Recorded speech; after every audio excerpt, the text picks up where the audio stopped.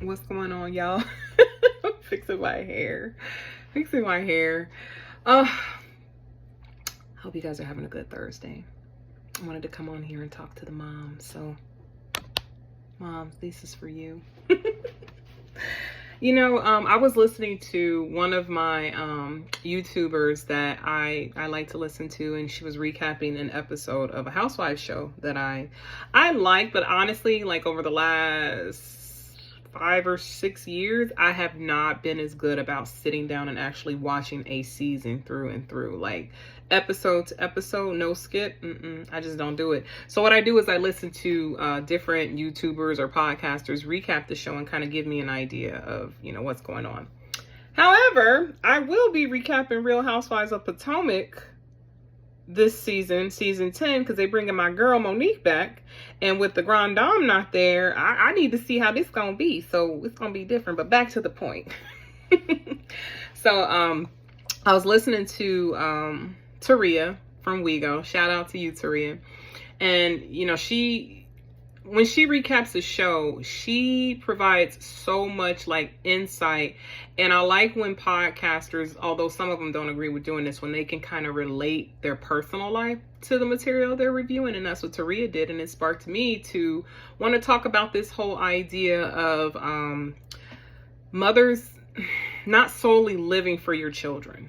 Okay? Not solely living for your children. So there was an episode, I guess, of Salt Lake City where there's a housewife, Angie. She's Greek, and for I guess her whole time she's been on the show, she honors her Greek heritage. Like, she's proud about it. So her daughter, who is 13, is, how teenagers are. She's giving her a hard time for doing this. And, she commented, she said, yeah, you kind of make this your identity, mom, like criticizing her mom. And Angie got hurt. And she said, I devote my whole life to her.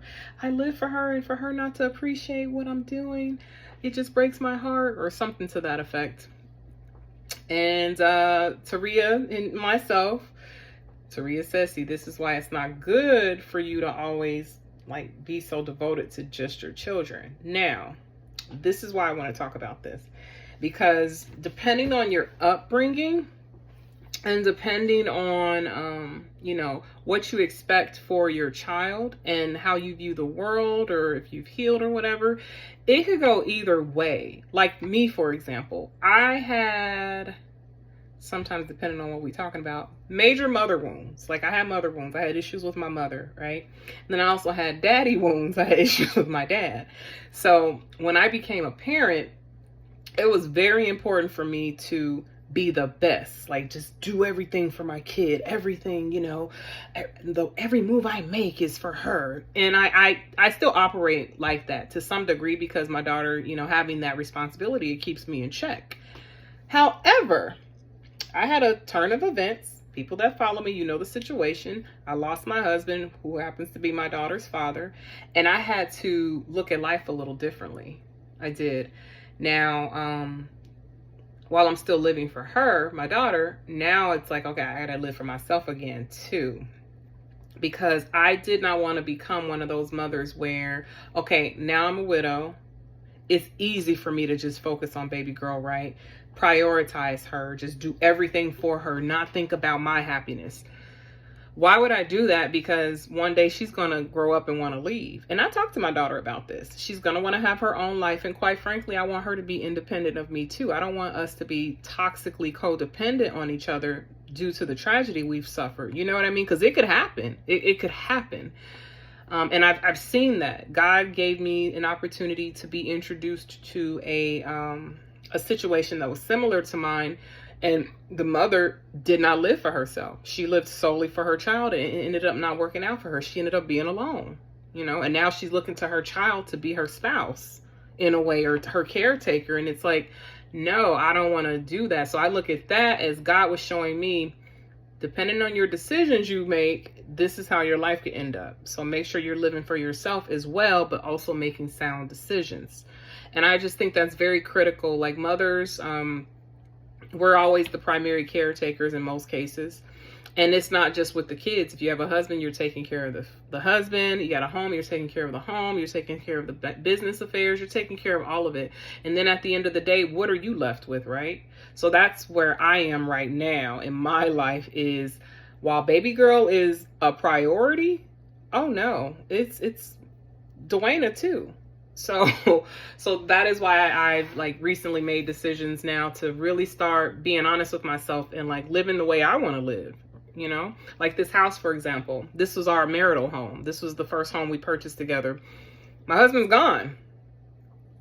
Now I could say, okay, I do want to stay here because this is the home that my daughter was in. And no, realistically, I'm going to keep it because it's an investment, but I don't need to stay here. I can change it up, you know, for my well-being, for my mental health, so I could be in a better space. So that's why I'm going to move into a nice apartment, because it aligns more with where I am in life. I'm no longer a part of a family. Like, I have my daughter and that's our family, but that's my new family. It's just me, her, and our dog. In essence, I'm a widow, but I'm a bachelorette again.